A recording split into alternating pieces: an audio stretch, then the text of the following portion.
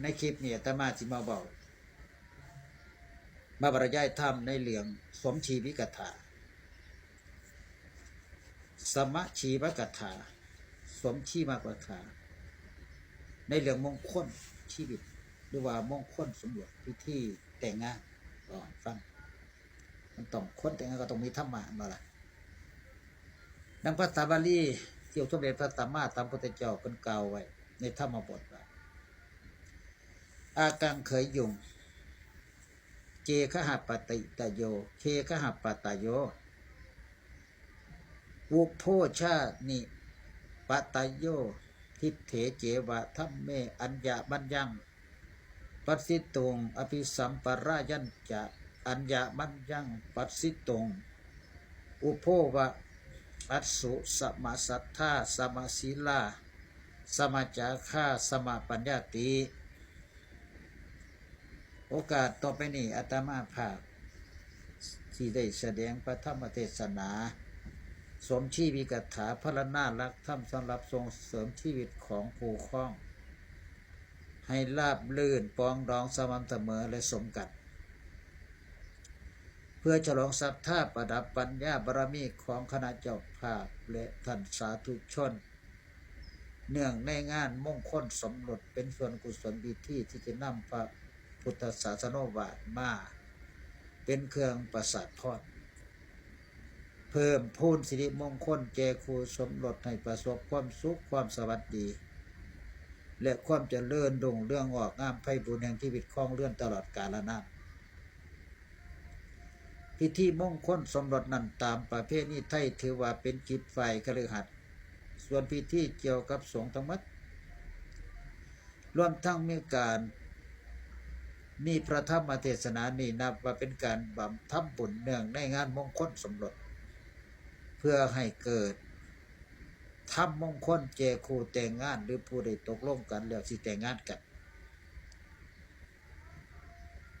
เมื่อมีคู่ครองมีทรัพย์สินและญาติมิตรเพิ่มทวีการมีคู่ครองนั้นถือกันว่าเป็นเหตุการณ์สำคัญยิ่งครั้งหนึ่งในชีวิตของบุคคลเป็นความเปลี่ยนแปลงครั้งใหญ่ถ้าไม่เกิดฐานะและหน้าที่อย่างใหม่คือฐานะแห่งสามีและฐานะแห่งภรรยาพร้อมทั้งหน้าที่ซึ่งผูกพันอยู่กับฐานะทั้งสองตัวนั้นอันเกิดจากความสัมพันธ์และความรับผิดชอบต่อกันความสัมพันธ์และความรับผิดชอบนี่บ่แม่นจำกัดอยู่เพียงในระหว่างคู่สามีและภรรยาเท่านั้นแต่ยังขยายออกไปถึงบุคคลและทรัพย์สินเป็นต้นอันมีมาแต่เดิมของแต่ละฝ่ายอีกนำเช่นบิดามารดาเครือญาติและมิตรสหายของคู่ครองเป็นต้นถ้าไม่เกิดผลอีกอย่างหนึ่งคือการสมรสนี่เท่ากับเป็นวิธีเพิ่มพูนจำนวนญาติมิตรและทรัพย์สินต่างๆให้มากมายกว้างขวางขึ้นไปเป็นทวีคูณจังได้ก็ตามสร้างผลดังกล่าวนี่สิเป็นผลที่งามอย่างแท้จริงก็ต่อเมื่อคู่สมรสรู้จักรับผิดชอบและรู้จักปฏิบัติภาระหน้าที่ของตนตามความรับผิดชอบนั้นให้ถูกต้องดีๆด้วยเหตุนี้คู่สมรสที่ปรารถนาความสุขและความเจริญก้าวหน้าทั้งของตนเองของคู่ครองและของชีวิตครองเรือนทั้งหมดจังต้องเตรียมตัวเตรียมใจให้ตระหนักในฐานะภาระหน้าที่ต่างๆที่ตนจะต้องกระทำในชีวิตครอบครัวให้ไว้พร้อมเพื่อทำชีวิตครองเรือนของตนให้เป็นความอยู่ร่วมกันโดยความสุขบังเกิดประโยชน์ส่งเสริมคุณค่าแห่งชีวิตกันและกันและทำให้การที่ตนเข้าไปเกี่ยวข้องสัมพันธ์กับคนอื่นๆทั้งหลายกลายเป็นคุณประโยชน์เป็นความดีความเจริญงอกงามแห่งชีวิตทุกชีวิตที่ตนเข้าไปมีส่วนร่วมเกี่ยวข้องนั้นทั่วกันทั้งหมดเพิ่นจะบอกว่าแม่บ้านดีผูกใจสามีและทำให้ทั้งบ้านร่มเย็นในสมัยพุทธกาลพระบรมศาสดาเคยทรงได้รับ อารัธนามาจากคารบดีท่านหนึ่งให้ทรงประทานโอวาทแก่กุมารีที่สิแยกครอบครัวไปอยู่ในตระกูลสามีครั้งนั้นพระองค์ได้ตรัสสอนกุมารีเหล่านั้นให้ประพฤติปฏิบัติตามหลักธรรมสำหรับแม่บ้านหลายประการหลักธรรมที่ทรงประทานครั้งนั้นพระองค์ตรัสให้เหมาะสมกับสภาพสังคมของชมพูทวีปยุคพุทธกาล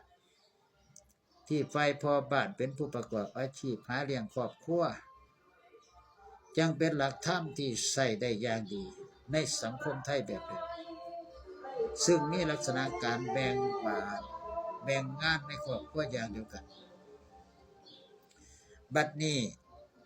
แม่สังคมพันแปรไปตามกาลสมัยสตรีผู้ฉลาดก็สามารถยึดถือสาระจากหลักธรรมเหล่านั้นนำมาประพฤติปฏิบัติให้เป็นประโยชน์แก่ชีวิตครอบครัวได้เป็นอย่างดียิ่งกว่านั้นแม้ในสมัยปัจจุบันที่สภาพระบบการต่างๆในสังคมเปลี่ยนแปลงไปมากแล้วนี่เองก็ยังอาจกล่าวยืนยันได้ว่าในครอบครัวที่ภรรยายึดถือปฏิบัติเข่งขัดตามหลักธรรมเหล่านี้นับว่ามีปัจจัยสำคัญอย่างหนึ่งที่ยึดเหนี่ยวค้ำจุนชีวิตครอบครัวไว้ให้มีความสุขความราบรื่นมั่งคงด้วยดีแล้วก็ความประพฤติเช่นนี้สิบ่เป็นเหตุให้เกิดความเสื่อมเสียหายแก่ชีวิตครอบครัวแต่ประการใดในพุทธโอวาทครั้งนั้นทรงแสดงหลักธรรมสำหรับภรรยา5 ข้อซึ่งมีใจความดังต่อไปนี้ว่าข้อที่1พึงเป็นผู้ตื่นก่อนนอนทีหลังเอาใจใส่ค่อยฟังว่าสิมีหยังให้ซอยทำประพฤติแต่สิ่งที่ถูกใจพูดคำไพเราะน่ารักคือรู้จักปรนนิบัติถนอมน้ำใจข้อที่2คนเราใดเป็นที่เคารพนับถือของสามีเช่นบิดามารดาครูอาจารย์ของสามีเป็นต้นการแสดงความเคารพนับถือด้วยเอาใจใส่ปฏิสันถานท่านเหล่านั้นเป็นอันดีข้อที่3เป็นผู้ขยันเอาใจใส่ในงานบ้านทุกอย่างเช่นงานเกี่ยวกับเสื้อผ้าเครื่องนุ่งห่มเป็นต้นเฉลียวฉลาดรู้จักคิดจัดทำงานเหล่านั้นให้เรียบร้อยเหมาะสมข้อที่4เอาใจใส่สอดส่องดูแลคนในปกครองภายในบ้านเช่นคนรับใช้และคนงานต่างๆรู้งานของเขาว่าได้ทำแล้วหรือบ่เพียงใดมีภัยเจ็บป่วยไข้เป็นอย่างใด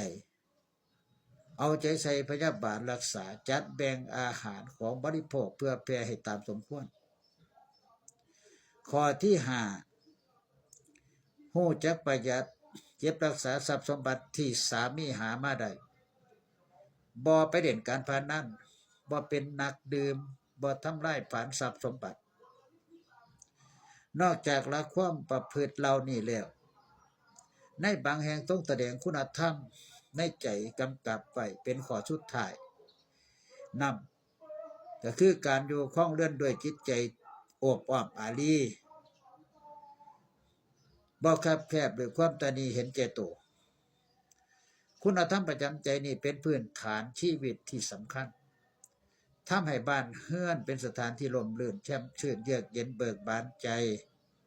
ทั้งแก่ผู้อาศัยที่อยู่ร่วมกันและแก่ผู้ไปมาหาสู่เยี่ยมเยือนญาติมิตรสหายเป็นต้นติดตามคลิปต่อไปนะครับคลิปนี้ก็ขอฝากไว้สำหรับติดตามคลิปต่อไปเดี๋ยวอาตมาที่มาอธิบายให้ฟังในเรื่องคู่สมรสกันต่ออย่าลืมกดติดตามขอเจริญพร